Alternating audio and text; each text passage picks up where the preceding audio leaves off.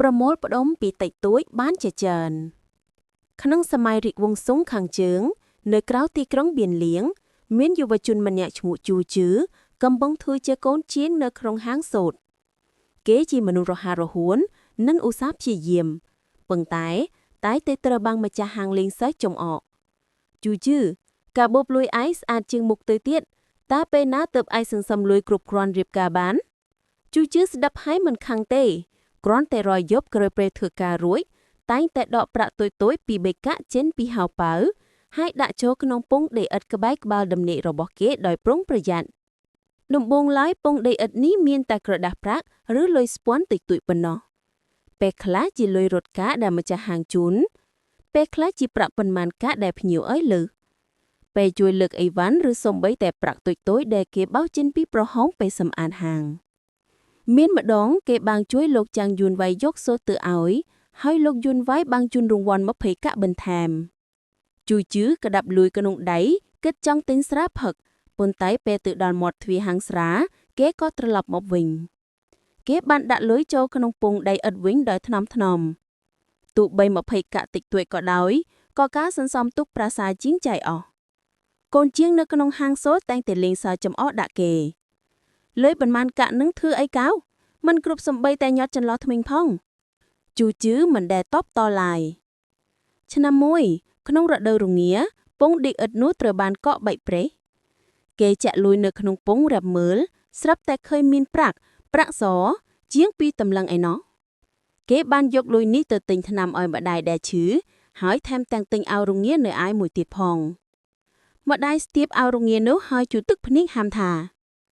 ម៉ែស្មានតែឯងរំទុករាល់ថ្ងៃនៅខាងក្រៅតែការពិតឯងបានលួចលាក់សន្សំទុកដោយគិតគូរយ៉ាងល្អិតល្អន់ចឹងសោះក្រោយមកជូជឺបានបើកហាងលក់ក្រណាត់តូចមួយដោយខ្លួនឯងនិងនៅតែរក្សាទម្លាប់សន្សំលុយដដែលលុយមួយកាក់ដែលភ្ញៀវឲ្យលើពេលគិតលុយគេដាក់ចូលក្នុងប្រអប់ឈើនៅលើតុតូភៀមចំណិតក្រណាត់តូចៗដែលសល់ពីការលក់គេសន្សំបានច្រើនក៏យកទៅដេរភ្ជាប់ធ្វើជាកន្សែងដៃតូចៗលក់ក្នុងតម្លៃថោកហើយលុយដែលរកបានក៏យកទៅទុកទៀតមានម្ដងទីក្រុងបានជួបគ្រោះទឹកជំនន់អាជីវកម្មលំបាកនិងហាងដូរជាច្រើនបានបិទទ្វារដោយសារខ្វះខាតដើមទុន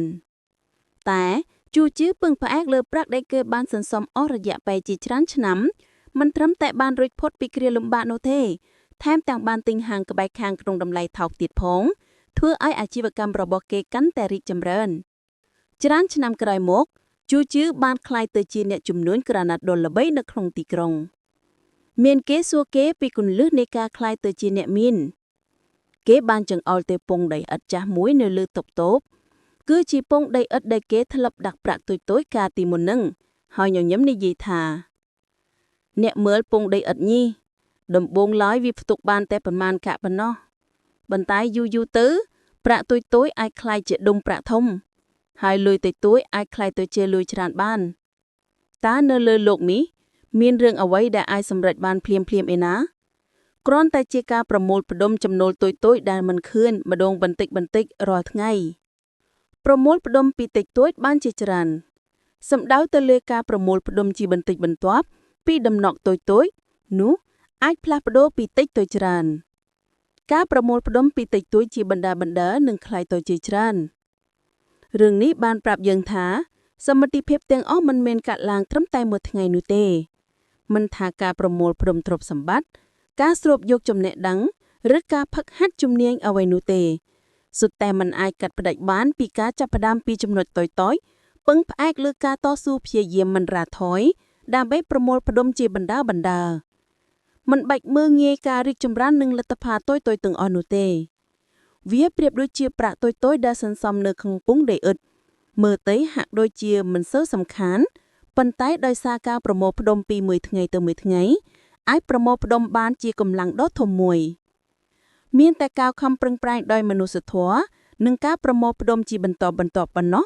ទើបអាចសម្រេចបាននូវការផ្លាស់ប្ដូរពីតិចទៅច្រើនបានជាស្ថាពរ